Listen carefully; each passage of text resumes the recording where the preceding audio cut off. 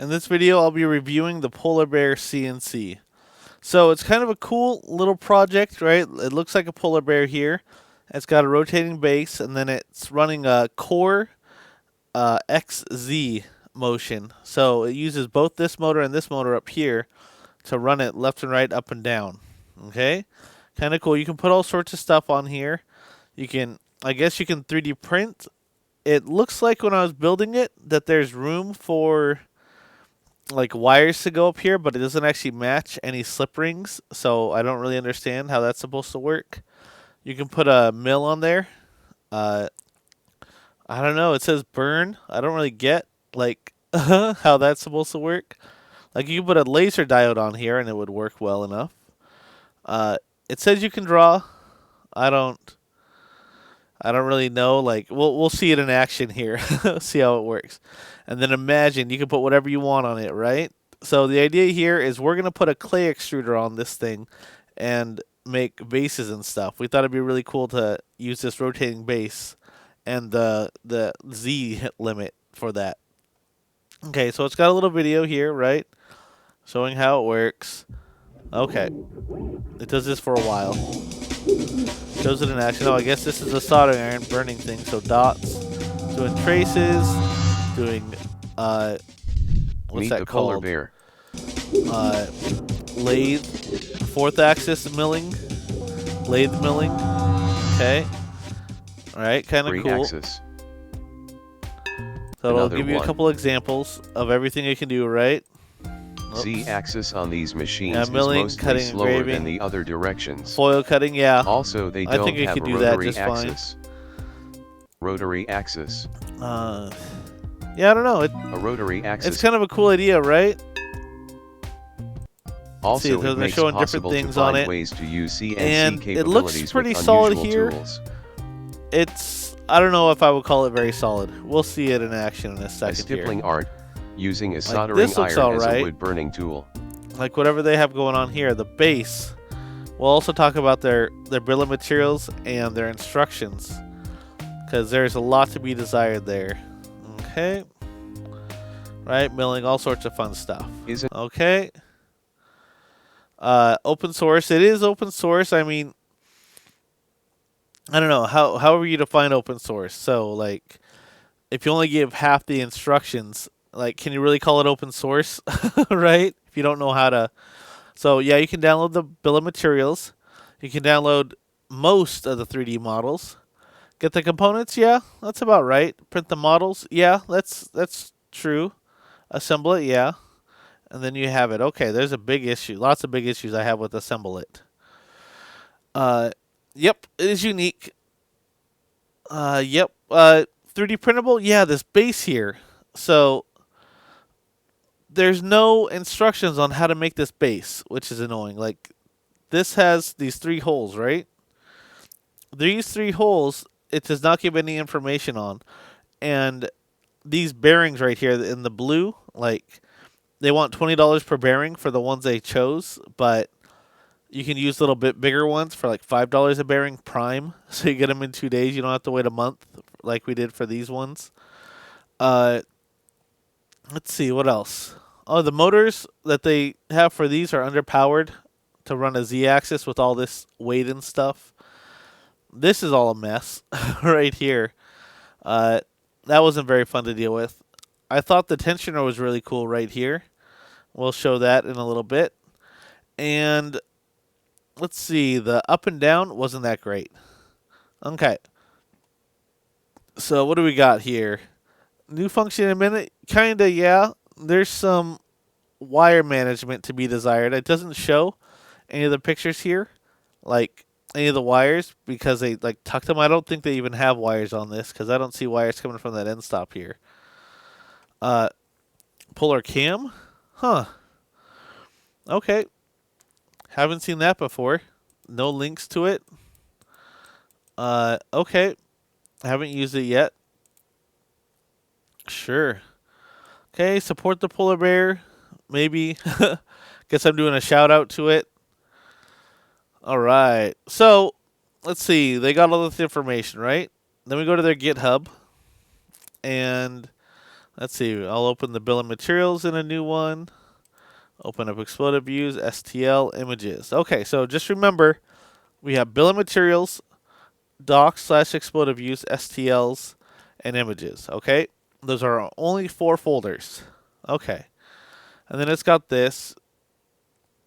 Okay, bill of materials for the prototype is uploaded. Bill of materials is only for the basic machine prototype. It is not bill of materials for version 1. I don't see any link to version 1. Haven't seen it yet. Let's see. So this is the bill of materials, right? So it separates it all into parts, right? So if we look here, let's go back down to those parts here. And see the carriage, the cross slide, the electronics, main body, rotary axis hub. So rotary axis hub, right? All the stuff in here. Main body, linear guides here, all that stuff, right? Okay. Oh, we're over here. So it's got a bill of materials, everything you need for that, which is accurate, but it's ridiculous. Okay. So, like, to attach this piece to the body, it takes like 7 or 8 different size screws, which, like, if he just made the walls thinner or like thicker, he could have standardized on one size of screw to connect that. Because instead of ordering like a I guess a pack of 20 types of M5s, you got to order like the multi pack of all different sizes, which you won't use all of them here. So I thought that was kind of obnoxious.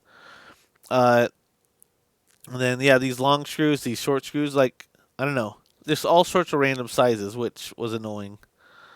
Let's see, what else are we looking at? Oh, that's right back in here. Uh, anyways, okay. So it does have a bill of materials. It's it's pretty complete, I think. It doesn't give like other options though, like backup options. Okay, exploded views. So let's take a look at one of these here. So 3D drawings with the way you run the thing. It is wrapped in here, like you 3D print this thing that holds it. I thought that was a little much to do this. Like it could have just stopped here. It doesn't have to join together over here, but whatever. And then yeah, this is our tensioner rod. So you fully push in your tensioner. You wrap the belt and then you start tightening it till it's tight. Well, you'd think you do that, right? But when you pull it nice and tight so that it's solid, the motors can't keep up. Right? It doesn't have any information on the motors. Okay. Anyways, yeah, exploded views, a lot of stuff like that. The STLs. So yeah, it's got the carriage, right? Which is this whole setup. Okay. Let's see, it's got the main body, which is this whole setup, right? Plus this. What else we got? The rotary axis, which is the rotary piece, the x-axis, which is all the stuff that. Whoops. Let's see where are we. There we go. Can go on the axis here, right? All that stuff, and it might include that. I don't remember, but I mean, it's got all that stuff, right? Except, really important, it doesn't have this.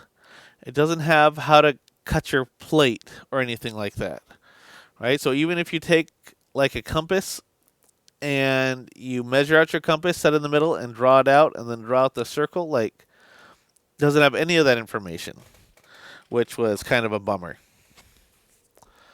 Let's see, what else was it missing? I think that's about it for like actual hardware, and okay, so there we go. Has an image, right? Okay, we've seen that before.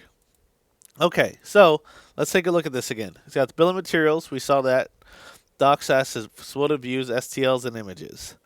So what we're missing here is steps per millimeter. First of all, is this in degrees or radians? Okay, because it's a rotary axis. So if I send this Y1, is that moving 1 radian or is that moving 1 degree? Right? Uh, it doesn't show steps per millimeter for anything. It doesn't say like what firmware to use. All that stuff is missing here. Like all the background documentation. So just so you guys know, We'll do a little math here. Okay. See, I believe that's 120 teeth. I think that was the actual math for that. And just to make sure, so we have a stepper motor, right, which is 200 steps per millimeter. And I think we used the little red drivers on that one. Let's take a look. Yep, there's red drivers on it. So that means it's 16 microsteps. So times 16 equals, so 3,200 steps per revolution for this thing. Well, kind of, right? There's a little more math here. So 3,200 equals 360, right? So 3,200 divided by 360 is 8.888 steps per millimeter, right? So what do we have here is, let's see, where do we find that? It's 120 tooth, 125. I think it's 125. I don't even remember. I think it's a 20 or 16 tooth gear in there. So we take this, let's see, we multiply it by the big gear teeth, which I believe is 120, equals that, and divide that by the little one, which is 16, I believe. So 16.666. Yeah, I think if you use the 60 tooth, it's something like that, steps, like per degree, if you're going 360 degrees. Or it's, let's see, what is it? Times 1.25. If you're using 80 tooth, 83. That might be 88.888. I don't know. You'll have to try them. I don't fully remember. And I don't fully remember because I did it once and set up, and it doesn't tell you. It doesn't actually say how many teeth there are here, which I'm not about to sit there and count it either. So, but that is the math here. So if you figure out, if you feel like putting a mark and like counting the teeth, uh, you can do the math just like that. Okay, so it's 200 steps per rotation of the stepper motors, right? For this little stepper motor. Okay, if you're using the little red drivers, it's 16 microsteps. If you're using the purple ones, it's 32. So this times 16, that many steps per revolution, right? Okay, divide that by 360. If it was directly connected, it would be 8.888 steps per degree. But we've got a gearing down. So we got the little gear and the big gear. So this number times the big gear, the teeth on the big gear, which I believe is 120, equals, okay, and then you divide it by the little gear. So that divided by 16, the teeth on the little gear divided by 16, which is 66.666666. Okay. Anyways, okay.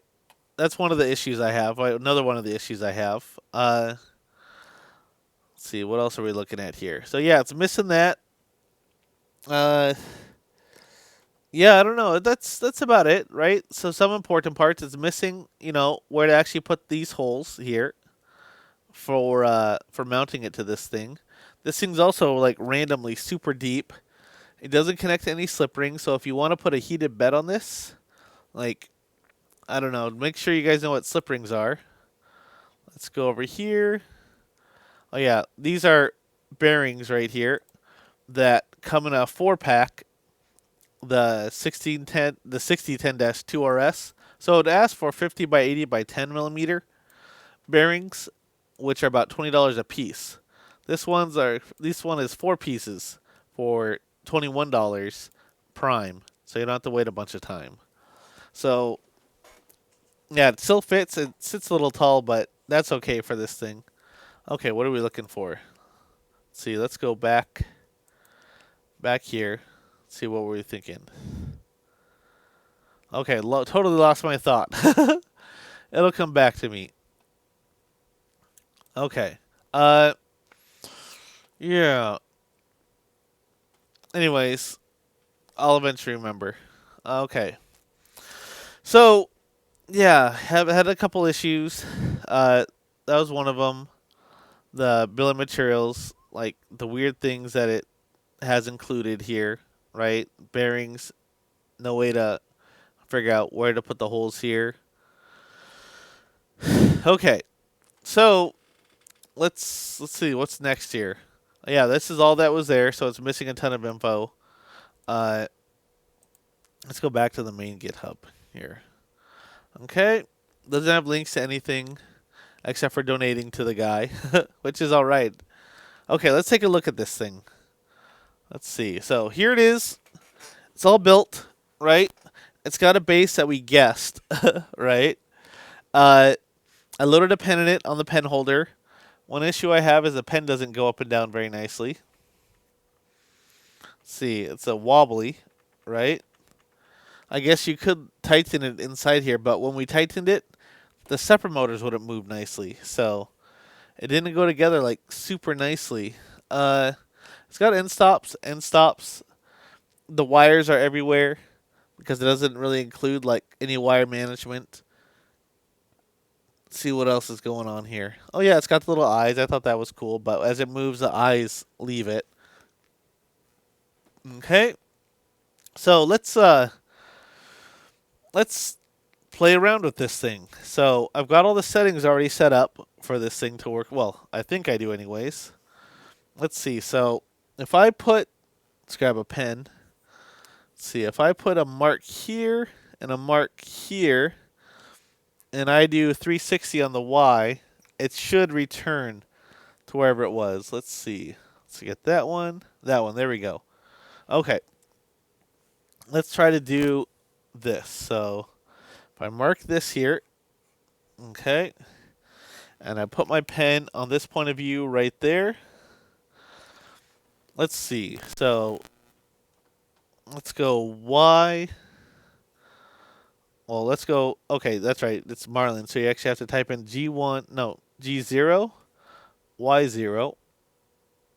Okay.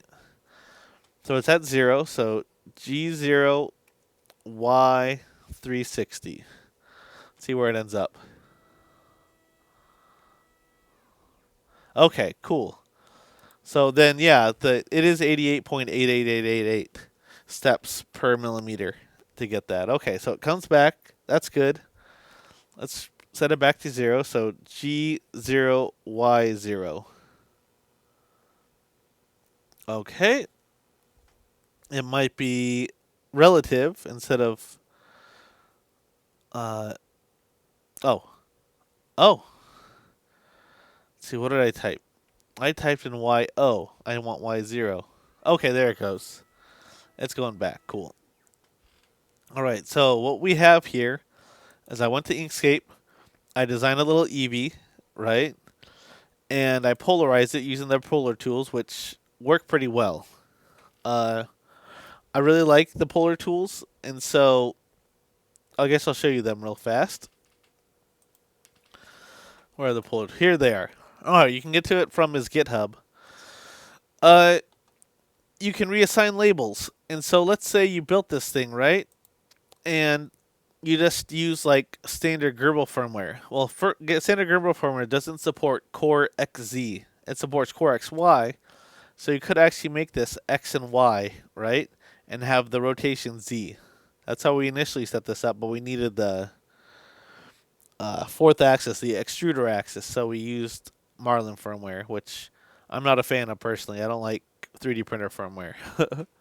But yeah, with this tool here, you can say, okay, so Y is on Z, Z is on Y. You can actually swap them, which was kind of cool. I'm going to set that back so I don't mess anything up. There we go. Okay, so I polarized it, and then I uploaded it to, I opened it with Gerbil. You can kind of see faint traces here. We'll see if it actually works fine. So let's see. We got our polar right there. I'm going to grab a piece of paper. Let's see. Let's get a white piece of paper because it's a green pen. Okay. Here we go. And somewhere around here we have blue tape. Oh, there they are. Okay. So blue tape to hold it. Okay, I know he used binder clips, but I don't know. I don't have binder clips. Okay, let's focus this thing. So let's come down. Like we want to almost touch it here. Okay, almost touching. There you go. So we're about 1 millimeter off, right? So I'm going to go 10 up, 10 up, that's 21. That's 20, 19, 18. Sure. I might need to help it by like pushing it down during the drawing, but we'll call that good. So in our Inkscape where we made it, I used a laser G code uh, extension, and instead of having an M3 and an M4 or M3 and M5 to turn it on and off, I used a Z minus 20, so it brings Z down 20 millimeters and it brings Z back to 0. And you have to put a G1 for Marlin because Marlin's lame. Okay, anyways, let's go back to Laser Gribble. So this is all set up. Let's zero this out. So this is about 18 millimeters above. It's going to come down 20. So it should suspend it a little, right? It should bounce up a little bit. Okay. Let's hit play. Let's see what happens. And we'll start from beginning. There we go. Comes over. There it goes. Okay, a little slow. Okay, it's pushing a little hard. Because the suspension's not so hot.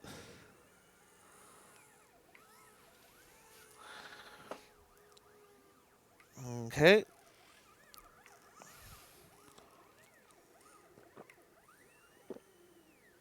It says it's going to take 3 minutes down here. We'll let it run. Now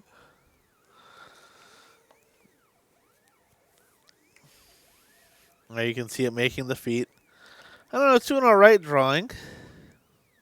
It came back to the 0, so that's good. Okay. So even though it's like a little bit wobbly here, like it seems to be doing alright.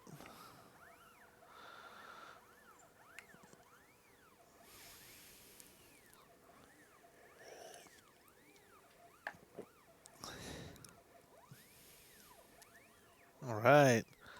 Got some feet.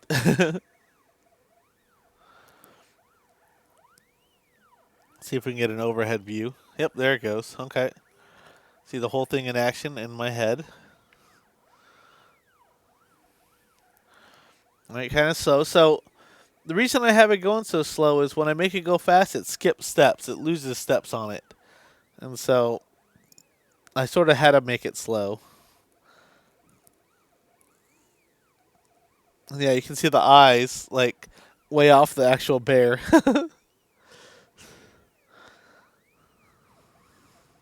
But I think that's sort of the fun of it.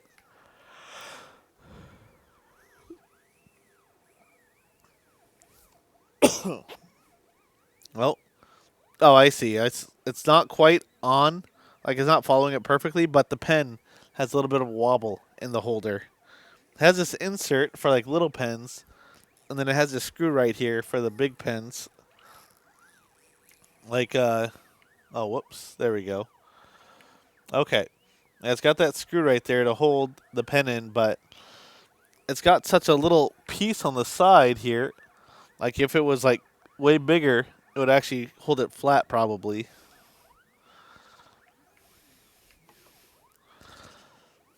Okay. So doing its fur. Oh, it's going to its mouth? No, it's still doing an outline for the ear and stuff. Okay. Yeah, you'll get to see a big difference. I made a lot of upgrades on the next machine because, you know, I've got a lot of complaints about this, but it really is like a fun little machine. Like, it's cool. It works. Like, he had enough information out there that I could figure it out. Like, maybe not everybody could, but like, I'm part of a makerspace where people can answer questions and help out with things like this. And we just have like parts laying around to make things like this happen. Oh, there's a mouth. Cool.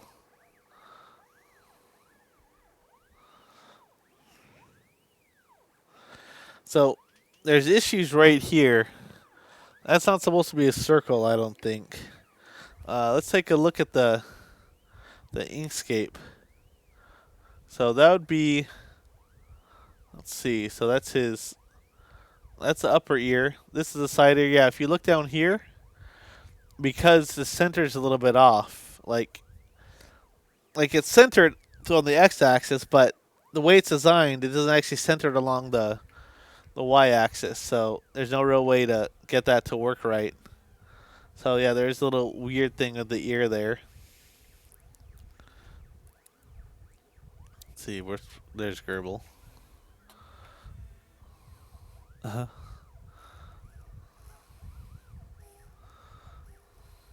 Looks like I didn't have to help it go down. I hear it creaking though. Oh, I think it's done. All right, well check that out. Let's bring the Z up a little bit. And there it is. Like, not bad. I mean, it looks like an Eevee, right? Took a little while, but it worked. Oh, maybe this will come out. There it is. Cool. Yeah, that's not bad. Right? Be nice, like, this part right here. That was because, I guess, well, I guess it's already gone, but that was about where, like, here's the center, right? And above it is where this machine holds it. So, yeah, this needs to be modified or pushed forward or something. Anyways, like, I do like it. It's a cool little machine. It's got lots of features, but the design is sort of a pain.